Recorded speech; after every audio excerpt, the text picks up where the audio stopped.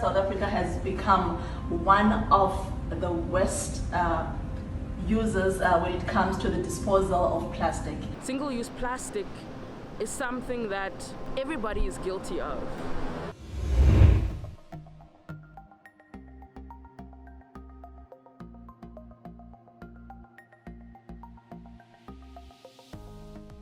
We, as the volunteer group in Cape Town, wanted to do something that was achievable and that was also that would make a huge difference. Yeah. And because we live next to the ocean, we see the impact of plastic every day. And so we decided to launch this petition on Greenpeace Africa's public petition platform called Vuma Earth. We collected about 1,000 signatures in the first week, and that pace continued for the 4 months that it was actually 3 months that we collected signatures. And by the end of it, we had nearly 11,000 signatures. None of us had ever done anything like that before.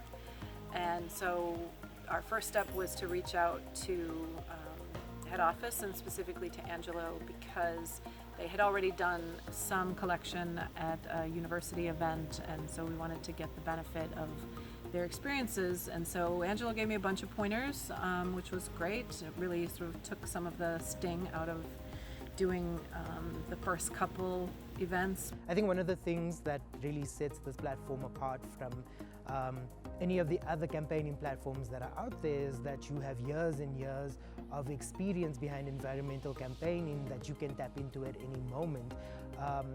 With this particular group, there was, I think in the beginning when they were conceptualizing the campaign, they didn't have a clear idea of who to target and when and how to apply pressure to these targets. And so we connected them with our political advisor, who was sick at the time. He actually, from his sick bed via Skype, helped them formulate this strategy, identify the top 4 parties in the country, said that, you know, elections were coming up and this was going to be the ideal moment to have them discuss or commit to a single-use plastic ban. It was really an eye-opening process because the volunteers started this process and they had to make sure that they reach out to the parties and making sure that they submit that, which took a lot of coordination on their part. So it had challenges along the way, but due to the passion and the belief on what they wanted to do, they really pushed on to submit the petition. We collected signatures nearly every weekend. Online, of course, there were also a lot of people who signed on. We took part in activities to highlight the petition, such as the naked bike ride. Collected signatures at what used to be the Argus, the Cape Town Cycle Tour. And we also went to the Green Pop Reforest Fest, where we helped to plant 950,000 trees, as well as collect signatures. Yeah. On every single weekend would go to a different event, and they had a variety of events and a variety of communities where they were collecting signatures from. And so not only did you have a situation where it was just a lot of people signing, or they had more people signing, but they had a really good sample of society where people from all types of backgrounds were supporting this cause. Single-use plastic is something that everybody is guilty of, from all segments of society. But it is the poor that really have to bear the brunt of, the danger of it. Because they're living in environments where it's not conveniently tucked away.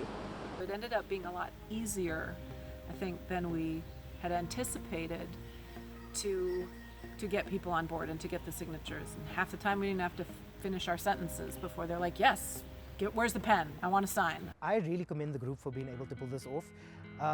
The day before the handovers, they were still calling political parties, trying to ensure that people would be available to collect these petitions from the campaigners, and somehow at the last minute everything just came together.